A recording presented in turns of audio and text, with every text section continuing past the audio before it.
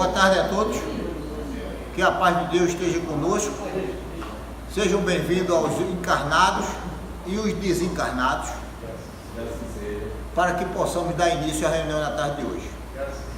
Querido Jesus, mestre amado, na certeza da vossa companhia e concomitantemente a assistência de Eder Lacerda, te pedimos a permissão para dar início à reunião na tarde de hoje, inspirando e assistindo a nossa irmã que usará da palavra com o tema de hoje.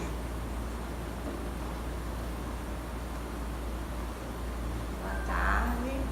Meu nome é Cláudia Castro, eu sou do Centro Espírita Casa do Caminho, fica situado na Boa Vista, na rua Marquês de Amorim, número 83.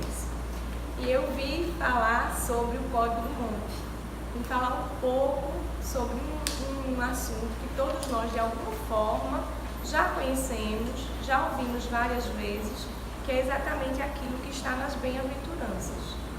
Existe um livro, esse livro aqui, o Código do Monte, As Virtudes da Montanha. Eu vou deixar vocês com água na boca, porque eu não vou conseguir falar de todas as virtudes, mas eu vou fazer o possível para conseguir contemplar ao máximo. Ele é do psiquiatra, o Dr. Sérgio Lopes, né, que é lá do Rio Grande do Sul. Então muita gente já deve ter visto no semestre. E eu acho o Código do Monte um livro que faz com que nós espíritas possamos concatenar, auxiliar, ajudar, porque ele deixa bem claro que é como se cada bem-aventurança estivesse ligada a um dos nossos chakras.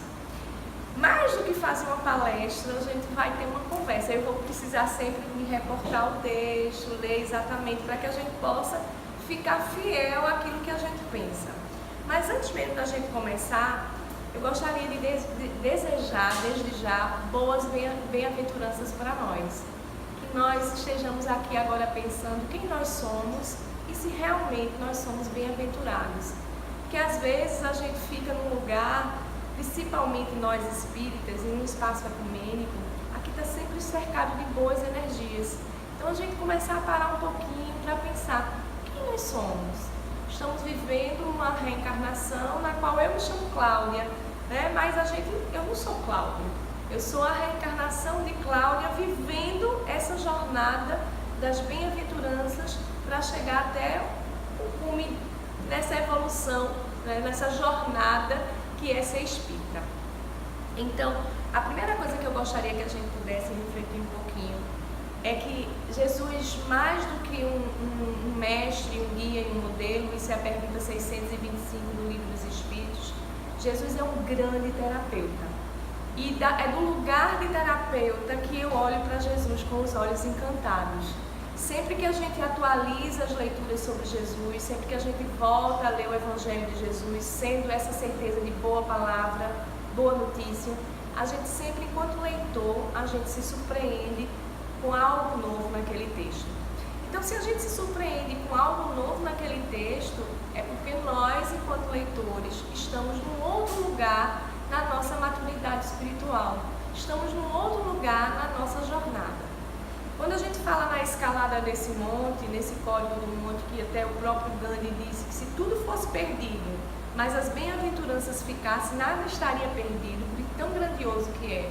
A gente vai situar um pouquinho essa situação como algo muito pontual.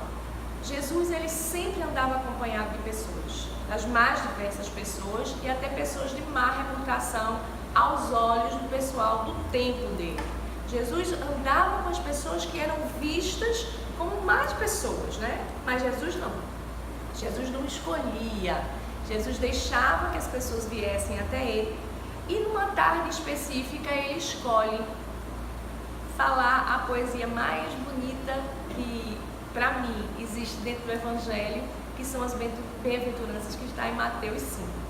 Então, antes de começar, eu vou pedir permissão a vocês para ler exatamente as bem-aventuranças como são e depois a gente vai conversando um pouquinho sobre cada uma delas.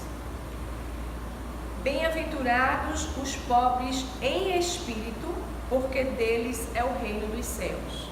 Alguém pode ter pensado assim, bem-aventurados os pobres em espírito, mas não é pobres de espírito. A gente está trazendo a tradução de Haroldo Dutra Dias, que fez o prefácio desse livro. E quando ele diz, bem-aventurados os pobres em espírito, todos nós somos.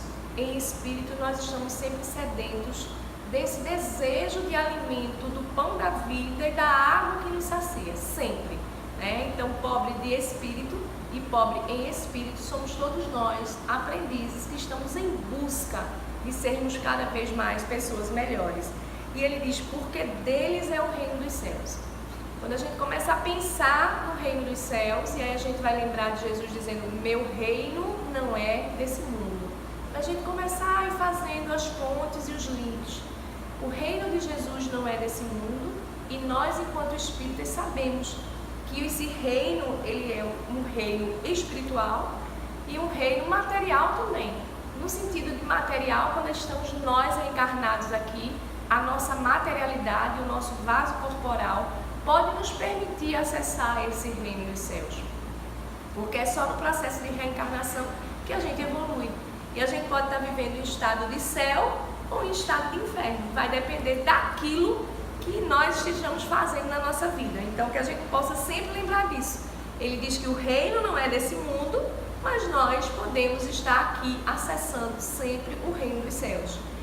Ele diz, bem-aventurados os aflitos, porque eles serão consolados. Gente, eu não sei se daqui, só existe anjos, mas eu não sou anja, nem anjo. Então, eu tenho várias aflições. E como Joana de Ângeles nos permite, ela permite a gente transformar a palavra problema em desafio. E nós, enquanto espíritas, devemos sempre olhar para as palavras de aflição, lembrando do Cristo Consolador. Quando Jesus diz que o jugo é leve e o fardo é suave. Então, nós precisamos lembrar que toda e qualquer aflição passa. Foi esse o recado que Maria de Nazaré mandou através de Emmanuel para o nosso querido Chico. Tudo passa. E quando ele estivesse muito eufórico, isso também passa. Então nós precisamos lembrar disso. Precisamos lembrar que as nossas aflições, elas não são eternas. E se a causa das nossas aflições não está na vida presente, no aqui e agora, naquilo que a gente fez ou que a gente faz, sabemos que o nosso Deus, o Deus daqueles que seguem a doutrina dos Espíritos, é um Deus de amor e de justiça. E sendo um Deus de amor e de justiça, tudo aquilo que nós passamos pela livre escolha, o livre-arbítrio, a construção da nossa vida agora, está muitas vezes ligada às questões de nossas vidas passadas. Então, bem-aventurados os aflitos, porque eles serão consolados. Lembrar da palavra consolado é bem interessante a gente prestar atenção nessa palavra. Consolo não significa que eu vou tirar de você a dor e o sofrimento ou a aflição. A dor é um alerta de que nós estamos passando por algum sofrimento, que nós saímos do caminho do meio, que nós saímos do nosso equilíbrio, da nossa harmonia. Então, se nós estivermos e estamos nesse momento sentindo alguma aflição ou alguma dor, devemos sempre nos reportar a esse consolo. Para nós espíritas, nós sabemos que a prece é algo que nos valida e nos valoriza e muito a possibilidade de construção, de alívio das nossas dores. O instrutor de André Luiz no livro Os Mensageiros, Aniceto, ele diz uma frase que eu adoro: não existe prece sem resposta. Às vezes a gente, na nossa ignorância, quer ouvir uma outra resposta, a resposta que a gente queria, mas nem sempre aquilo que a gente quer é o melhor para nós nessa caminhada evolutiva em que a gente se encontra. Então, lembremos que as nossas aflições, elas serão consoladas. Aqui nesse momento tem muitos bons espíritos trabalhando. Tem espíritos que estão nos ajudando a estarmos aqui em sintonia com aquilo que a gente quer entregar na tarde de hoje, que é uma reflexão a respeito desse código do mundo. Bem-aventurados os mansos, porque eles herdarão a terra. Gente, a mansidão, a mansuetude é uma qualidade, uma característica de um espírito que já está num grau de evolução diferenciado. A mansuetude, ela é uma característica daqueles espíritos que não mais se irritam, que não mais sentem raiva. A mansuetude é uma característica daqueles que estão buscando nessa jornada, sendo perfeitamente imperfeitos, serem pessoas melhores. Então, a primeira bem-aventurança, ser pobre de espírito, nos remete à humildade. A bem-aventurança da aflição em busca do consolo nos remete à resignação. Ser resignado é aquela pessoa que vai buscar fazer, buscar trabalhar, buscar transformar, mas não vai ficar de mãos paradas. E os mansos nos remetem a essa questão também da resiliência, da paciência, da tomada de consciência. Essas três virtudes são virtudes que dependem única e exclusivamente de nós nessa caminhada ao cume dessa montanha. Bem-aventurados os que têm fome e sede de justiça, porque eles serão saciados.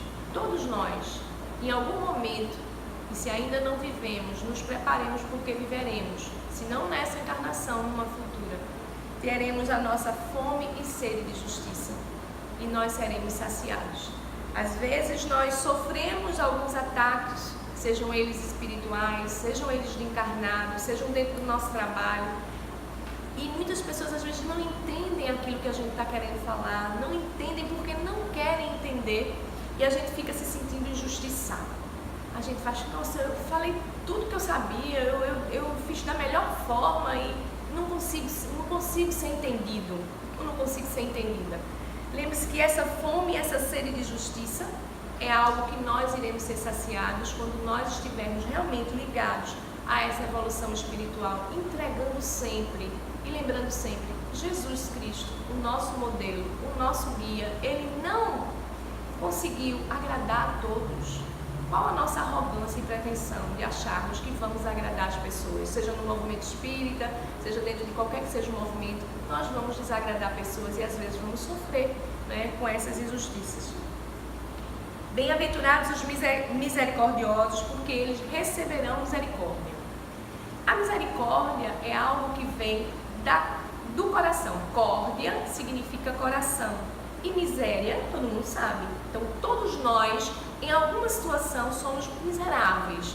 Em que sentido? Temos ainda que alijar dentro do nosso coração, dentro do nosso espírito, três chagas muito profundas: o orgulho, a vaidade e o egoísmo. E por vezes nós faltamos sim com indulgência, e por vezes nós faltamos sim com misericórdia. E sendo espírita, sabemos que chega para nós aquilo que a gente já viveu em uma outra encarnação.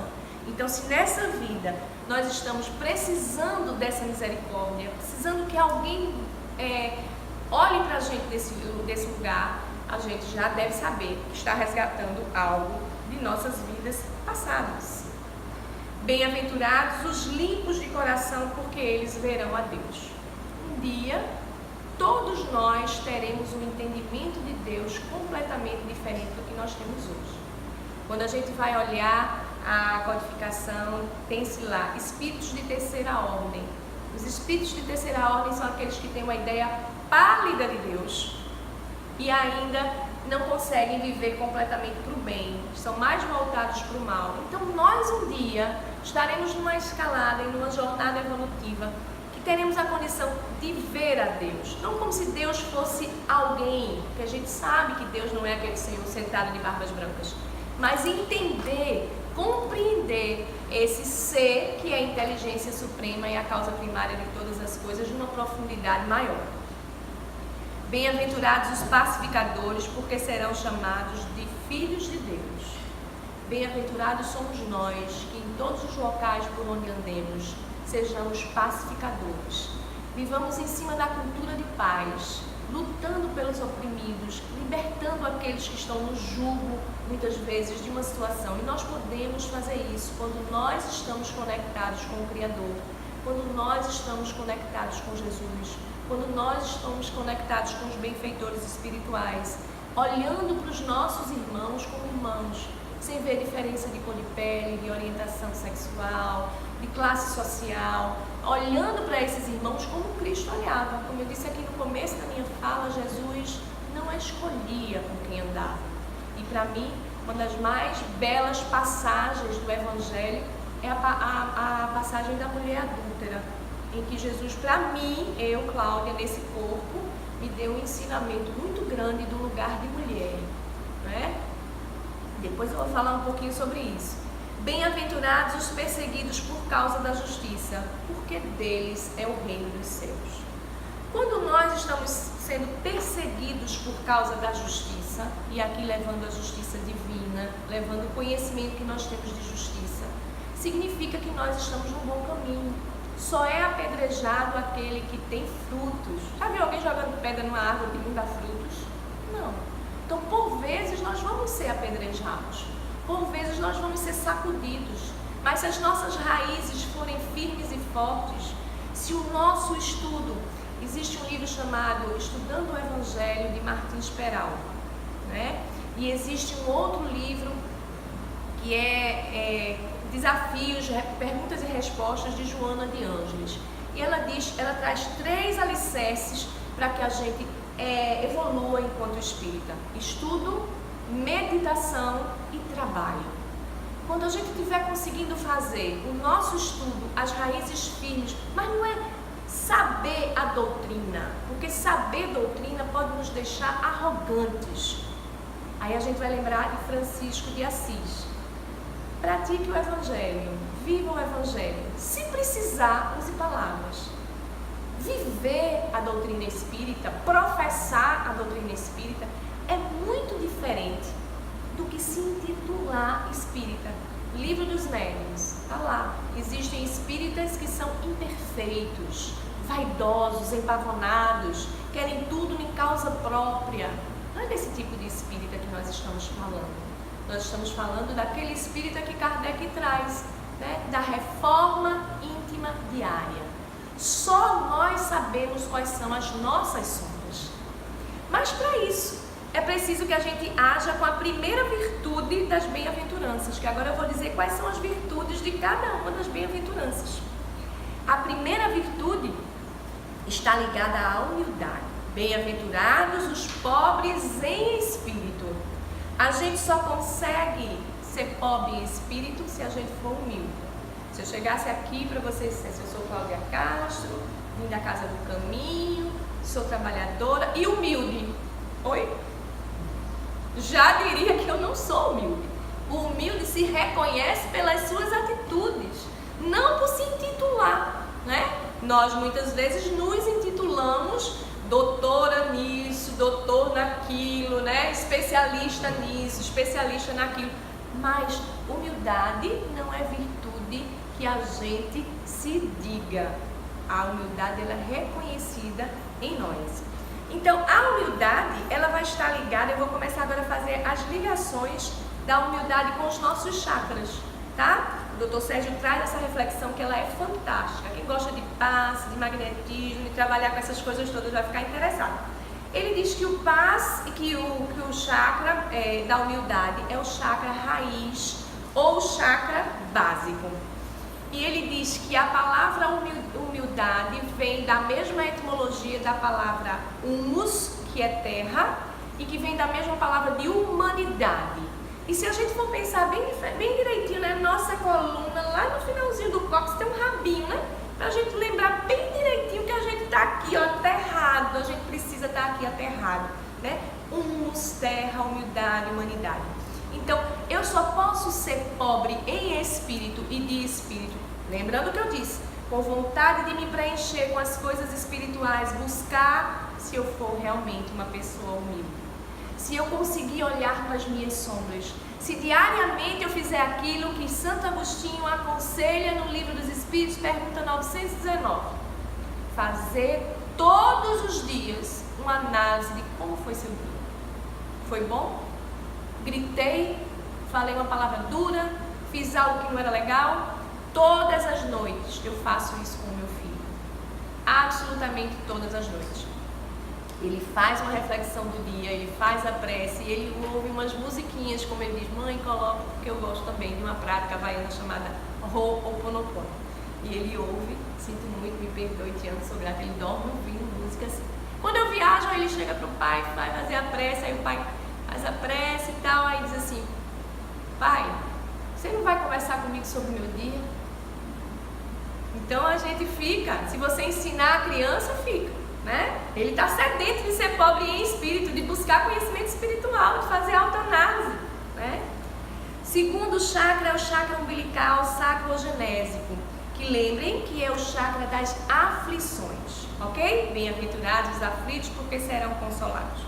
É possível que alguém aqui como eu já tenha tido aflições na área do genésico, né? É possível que alguém aqui já tenha tido algumas perturbações e algumas aflições na área dos relacionamentos. A área dos relacionamentos, homem e mulher, ou a relação homoafetiva, envolve a sexualidade, envolve a resignação. Ele diz que a virtude para que a gente consiga isso, né? Bem-aventurados os aflitos que serão consolados, é a resignação. O terceiro chakra é o esplênico. A gente viu, né? Que é o quê? Bem-aventurados os mansos, porque herdarão a terra. Quem estuda sabe a região do esplênico, né? Fígado, o que é que acontece no nosso fígado enquanto filtro, né? Das nossas toxinas, a pessoa que é mais colérica, que tipo de doença desencadeia, né? E tudo isso, se a gente for fazendo uma análise perispiritual e uma análise da medicina vibracional, a gente vai chegar que essa área, que tem área do fígado atingida, né? Nessa medicina ayurvédica e tudo mais, quem tem problema de diabetes, tem o quê? O que é que acontece? Então a gente vai analisando. E ele diz qual é a virtude que devemos desenvolver? A mansuetude. Então a gente precisa lembrar que sendo manso, a gente não está fazendo favor ao outro. A gente está sendo saudável com esse vaso maravilhoso que é o corpo físico, que faz a gente permanecer na possibilidade de escalar esse monte. O quarto chakra que ele fala é o gástrico ou solar, e ele diz, gente, esse é até ipsilítere, né?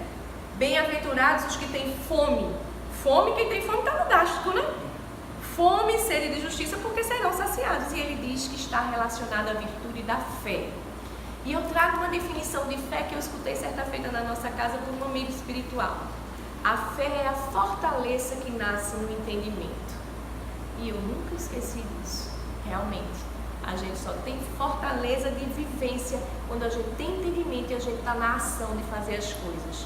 Se falar de dor, falar de aprendizagem, sem a gente passar pelo aprendizado, é diferente do que a gente tem. Alguém esquece quando levou uma topada e arrancou a unha do dedão?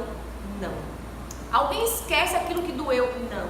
E é isso que ele diz. A fé nos possibilita ser saciado na nossa fome. Né? Quando a gente tem uma fé, e a nossa fé é uma fé raciocinada. Nós espíritas temos, graças a Allan Kardec, com as suas muitas perguntas, porque a gente às vezes enquanto espírita quer responder tudo com uma pretensão e uma arrogância excomunal. Kardec é um simples e maioral, né? Porque ele é simples e maior, né? Na simplicidade dele ele é maior. Ele só fez perguntas e a gente se arvora das respostas.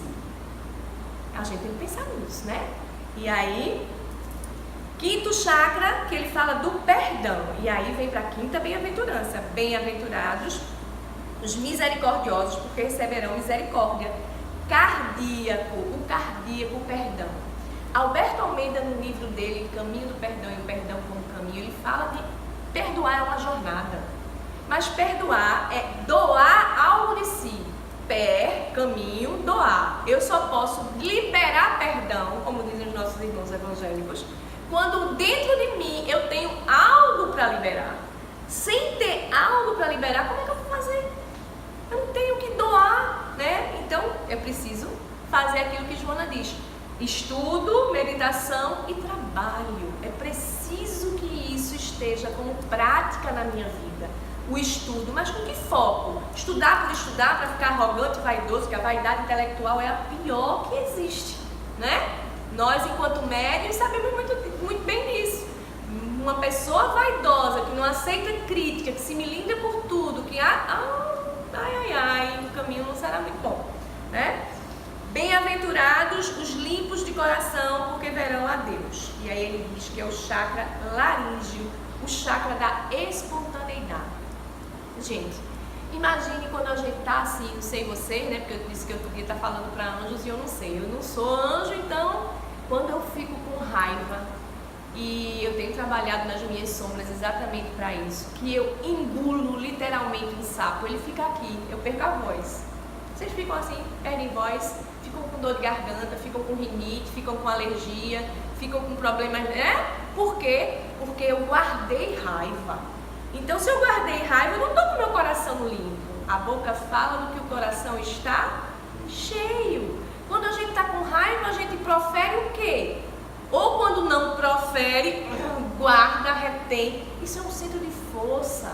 O chakra é um centro de força que movimenta captando força e doando força. Então, todas as vezes que eu tenho raiva, eu estou me sintonizando com que tipo de ambiente, com que tipo de partícula, com que tipo de energia, encarnada ou desencarnada. Então, no livro Diálogo com as Sombras, ele diz uma coisa que eu acho maravilhosa. Quando a gente grita, é porque os corações estão afastados. Quando alguém grita com alguém, significa que os corações estão afastados. Então, é completamente perfeita essa questão da espontaneidade. Tem limpo o coração aquele que é espontaneamente suave com as palavras, que silencia, né, que começa a se reeducar no processo de dizer assim, não posso falar, mas não vou falar e vou ficar com raiva, remoendo, não. Eu não vou falar e eu vou trabalhar a minha sombra e eu vou respirar, eu vou meditar. Joana diz, trabalho, meditação, estudo, meditação e trabalho. Vou trabalhar em mim, não é trabalhar para o outro. Trabalhar dentro de mim. O caminho é de dentro para fora e não de fora para dentro. Porque a caridade mais fácil da gente praticar é a de entrega de alimentos, entregas de cesta básica, porque inclusive para aqueles espíritas que são um pouquinho vaidosos, né, ficam assim na foto, tirando, né? Então, essa não é a espontaneidade pela qual a gente está falando. Espontaneidade é você ouvir de quem você ama uma palavra dura, e você respirar, e você dizer assim, feito Chico, né? Se você não tem água, você não bota na boca, mas você conta até 10, respira, acalma sua mente, outros caminhos dos neurotransmissores, outra rede neuronal, e peraí, calma, vou falar, agora não vai dar. Depois a gente conversa. Agora eu estou com raiva. E com raiva eu não vou falar coisa boa. Não é vergonhoso ter raiva. A gente às vezes passa na faculdade, na vida da gente acadêmica, em torno de 20 anos. E a gente não tem nenhuma educação emocional. A gente não prepara os nossos filhos, a gente não foi preparado para falar com tranquilidade das nossas emoções. A gente não fala da nossa raiva, a gente não fala da nossa angústia, a gente não sabe nomear o que sente. Espontaneamente a gente se perde. E aí a gente faz o quê? Grita. E aí a gente faz o quê? Se separa. O coração vai para um canto, o outro vai para o outro e acabou-se. E dali às vezes nasce um pé de guerra, né? Às vezes até uma palavra que você disse, como você disse, fere aquilo ali de verdade na pessoa.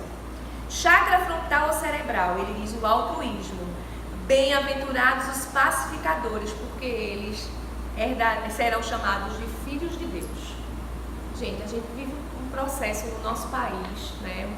Eu vou falar do nosso país, mas a França, né? E tantos outros lugares aí, e a Síria, e se a gente olhar, cultura de paz. Durante muito tempo eu fui educadora e depois, por opção, eu fui fazendo um outro caminho. Hoje eu sou terapeuta. Mas eu quero só que a gente lembrem do livro de história de vocês. A gente só estudava a guerra. Por que a gente não estuda os benfeitores, pessoas boas que passaram? Por que a gente tem que se reportar a história e passar tanto tempo da história focando somente a guerra? A gente poderia falar que ela existiu, mas falar no que trouxe de benefício. Não, a gente só fala de guerra. Então, dentro de uma cultura de paz e não de uma cultura de violência, baseada nos pilares da Unesco, eu preciso saber fazer, conviver e ser. Século XXI, o desafio é esse, conviver e ser. Porque saber fazer, a gente vai para o Google, a gente aprende tudo. Quem quiser aprender alguma coisa, estou com o bom Google, porque tem um bom Google e tem um mau Google, né? Tem o bom Google e o mau Google, né? Você aprende tudo, de falar uma língua difícil, tudo, a fazer uma unha com, né? Então, gente, por que é que a gente escolhe olhar para o lado que não é legal, né? Então, chakra coronário, o último chakra, né? Bem-aventurados os perseguidos por causa da justiça, porque deles é o reino dos céus. E ele diz que é o chakra da caridade.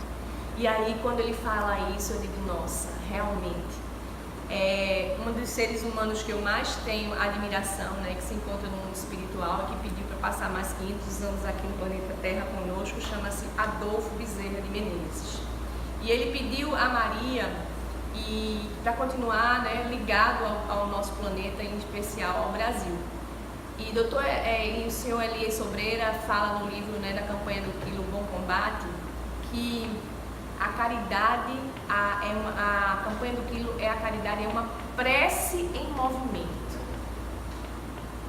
E é por isso que é fora da caridade não há salvação.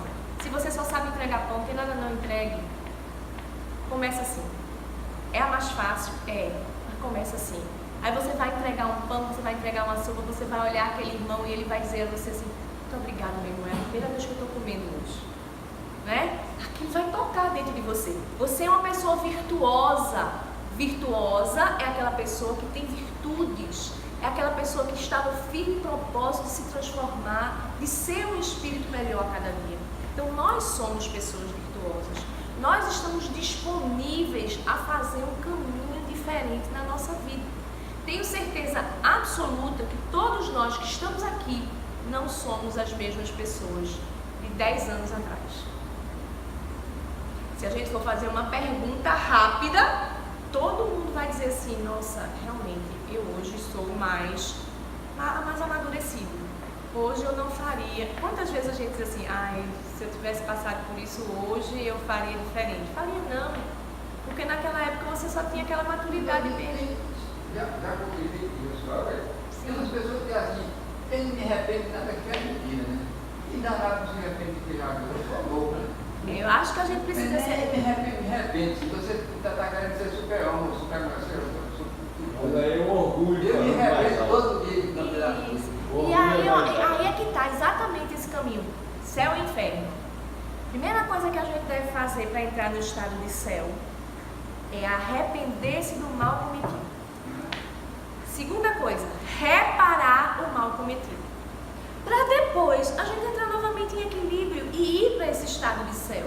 A gente pode no mesmo dia, porque somos espíritos de terceira ordem, sair do estado de céu para o estado de inferno. É no instante, né? É um escapulido assim, por isso que Jesus, com toda a sua sabedoria, diz: orai e vigiai para não cair em tentação, né? Mas aquele que diz que não se arrepende, ele está ainda nesse lugar da pessoa que não quer olhar para as sombras. Ele ainda não está nesse primeiro chakra, que é o chakra básico lá do topo, debaixo da montanha. Ele ainda não tem humildade. Porque cada passozinho nessa escalada da montanha é um desses chakras. Você foi subindo, subindo, subindo, subindo, até chegar no coronário, que é o topo da montanha, onde você vai ser uma pessoa que vai viver a caridade.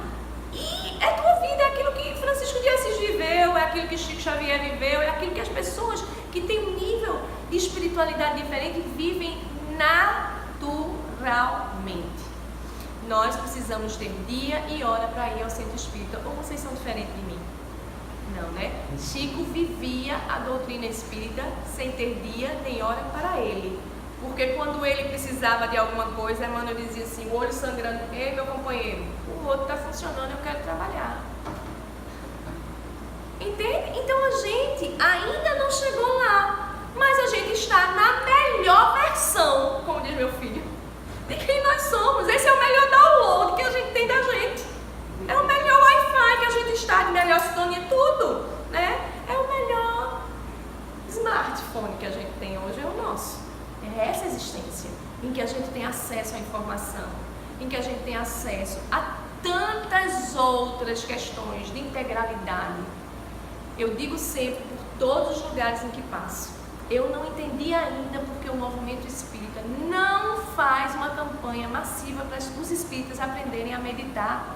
Estão lá nos livros de Joana, estão nos livros de Martins Peralva. Meditar é acalmar a mente. Meditar vem de uma raiz de um medicamento. A gente toma fluoxetina, a gente toma ansiolítico, mas a gente não aprende a meditar. Gente, é preciso que a gente aprenda a meditar. Jesus passou 40 dias no deserto, Fazendo o quê? Meditando. Quando a gente medita, a gente está tomando esse medicamento numa conexão com o Criador. Então a gente entra em conexão com uma energia maior, com uma energia de cura, uma energia. Jesus disse: aquilo que eu faço, vós também podeis fazer. Vós sois deuses, que brilhe a vossa luz. Mas nós só conseguimos olhar de maneira tacanha para nós mesmos. Primeiro, ou nós somos vítimas, só acontece comigo, nós somos vítimas egoístas, porque isso só acontece comigo. Vocês já escutaram pessoas assim? Não, isso só acontece comigo. Gente, que conversa, isso acontece com muita gente. Você quer ser especial na dor para chamar a atenção? Isso é uma infantilidade da sua criança interior. Você precisa olhar para a sua sombra. Faltou papai e mamãe para aconchegar, para olhar, para dizer. Ou você é algoz. Eu faço assim, acabou. Quem quiser que se adeque, porque eu sou assim. Conhecem pessoas assim? Estão rindo, né? Eu também conheço, né? E existem pessoas que são salvadoras da pátria.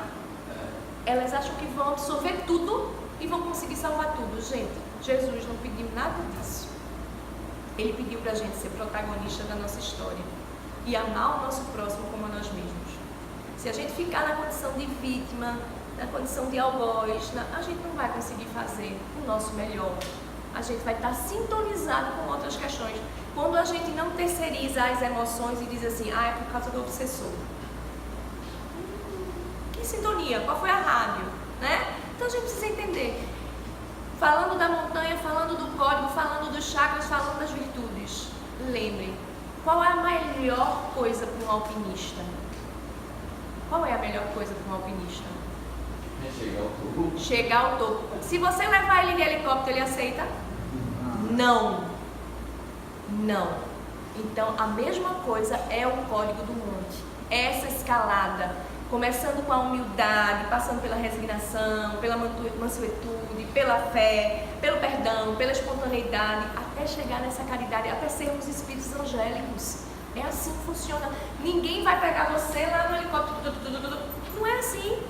Quando Jesus diz, vinde a mim, os verbos de Jesus são fantásticos. Vinde, caminha, levanta. Ou seja, precisa da sua ação.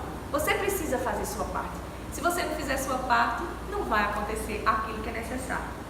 Eu disse a vocês que a passagem da Bíblia que mais me toca com essa é a passagem da mulher adulta. E aí eu vou lembrar para vocês algumas coisinhas só para a gente olhar um pouquinho para a virtude que eu preciso olhar muito nessa existência, que é a primeira. Eu estou lá na basezinha da montanha, viu? Que é a humildade. Jesus estava lá, todo mundo sabe a passagem, né? Jesus estava escrevendo na areia e chega, como é que chega? Chega uma mulher com um monte de homem ao redor dela, joga de todo jeito, né? E diz assim, essa mulher, Senhor, foi pega em adultério. A lei manda apedrejar. E vós? Que diz pra gente fazer?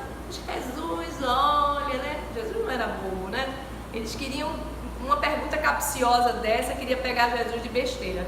E Jesus olha e continua escrevendo. E eles, assim, né, numa certa ansiedade, né? Porque na expectativa para que Jesus quebrasse os padrões, Jesus fosse bobo. Aí Jesus diz assim, o que é que Jesus diz mesmo? Aquele que não tiver pecado, que atire a primeira pedra. Pecado significa errar o alvo. Oi? Se alguém aqui nunca fez alguma coisa que errou o alvo, mesmo diante da melhor da intenção, que atire a primeira pedra. É isso que Jesus diz. E aí o Evangelho diz, aqueles que saíram primeiro, foram jogando as pedras, foram os mais velhos. E depois foram saindo.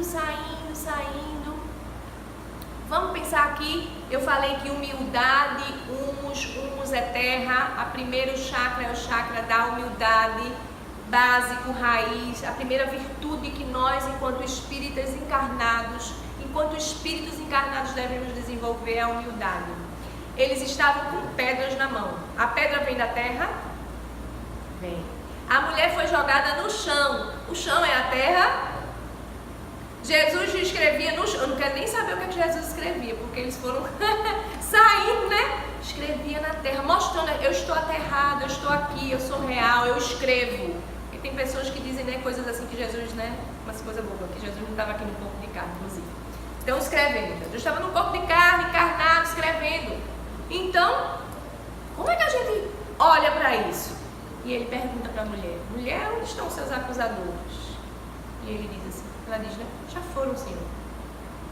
E o que é que eu faço? Ela diz, né, ela disse, eu também não vou lhe condenar em nada não.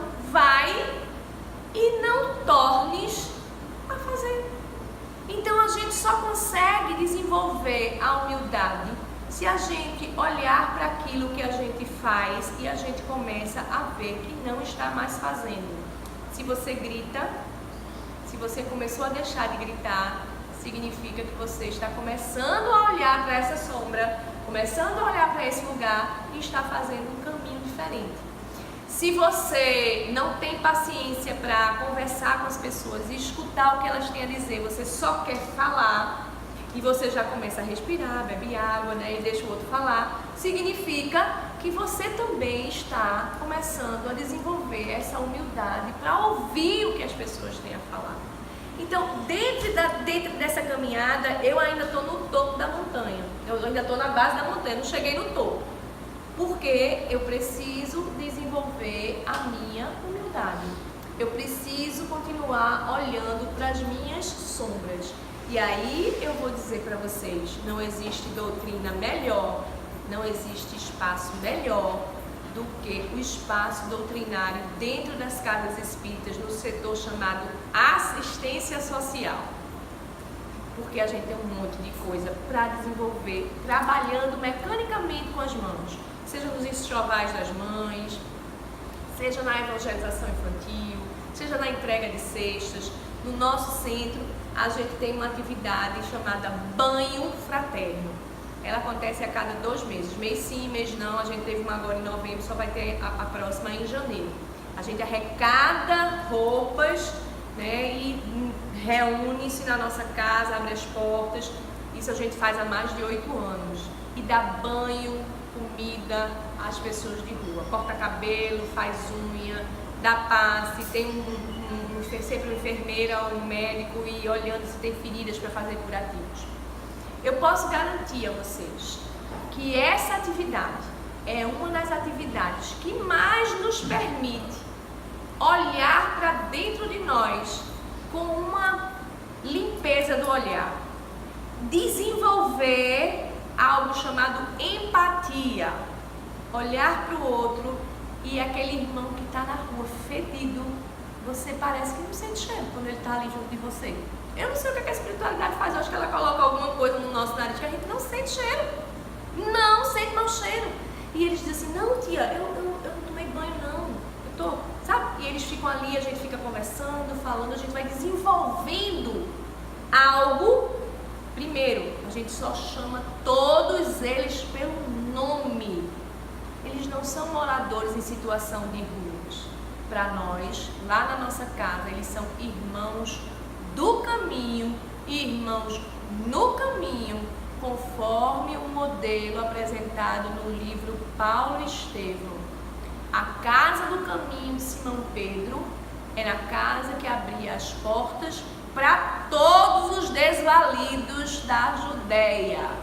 Vinha gente de todos os lugares, então a gente não pode abrir sempre, não pode estar sempre com a porta aberta, mas a gente abre e esse é um caminho que eu, Cláudia, encontrei para trabalhar em cima da humildade. Deixo aqui para vocês uma reflexão. Essa reflexão é a seguinte: será que eu sou capaz de desenvolver a humildade? Será que eu desejo realmente ser um espírita envolvido no movimento doutrinário, de um lugar não arrogante, mas arregaçando sempre as minhas mangas para trabalhar, divulgando a doutrina, mas mais do que divulgando a doutrina, fazendo aquilo que Francisco de Assis nos pediu, vivendo a doutrina? Se nós chegarmos a viver a doutrina, com certeza a humildade, a resignação, a mansuetude, a fé, o perdão, a espontaneidade, tudo isso vai chegar para a gente. Eu deixo para vocês um abraço. Espero que vocês queiram ler o livro Código do Monte, ele é muito extenso, vai falando de cada um, fica só um gostinho para vocês. Deixo o abraço da nossa Casa do Caminho e até uma outra oportunidade, ok? Muito obrigada. Não houve nenhuma atitude de quem quer que seja para dar uma celeridade no relógio. A culpa é dela. A riqueza do conteúdo, a minudência com que ela expõe, a gente fica navegando e o tempo passa rapidinho. É por isso que a culpa é dela. Pelo carinho, pela eloquência do verbo, faz com que a gente viaje rapidinho. É como um livro, como um filme, o tempo passa no minuto. Viu? A gente agradece. E essa menina deu um trabalho enorme para ver. Mas a perseverança é maior. Viu? A gente agradece bastante, tá certo? Não vamos explorar porque ela tem os compromissos dela. Depois de 3 anos a gente te convida de novo. Tá certo? Então ela vai dizer que está explorando. Mas eu adorei, tá bom? E é a primeira palestra de dezembro. Isso me faz lembrar que muita gente, culturalmente e socialmente, deseja Feliz Ano Novo. Mas o que é o Ano Novo? O Ano Novo só é novo quando você é novo.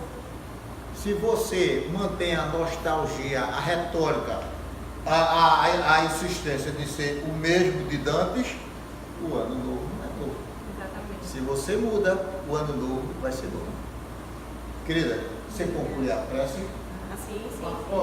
Após a prece, eu quero dar um recado. Tá certo. Para não atrapalhar. Tá bom. Senhor Jesus Cristo, nós te agradecemos a oportunidade que tivemos nesta seara. Ilumina as nossas vidas, a vida dos desencarnados e encarnados aqui presentes. Permita, Senhor, que esse trabalho continue acontecendo sempre como alimento para as nossas almas. Jesus de Nazaré nos ilumine, sendo sempre modelo em nossas vidas. Que assim seja. Assim sendo, rogamos a todos um feliz retorno e aos nossos amigos e irmãos desencarnados, agradecemos a presença dos mesmos e sintam-se convidados perenemente para quarta-feira estarem conosco. Muita paz a todos nós. Tem um recado para dar aqui para nós, Cláudia. Obrigada. Maravilha, velho. Maravilha.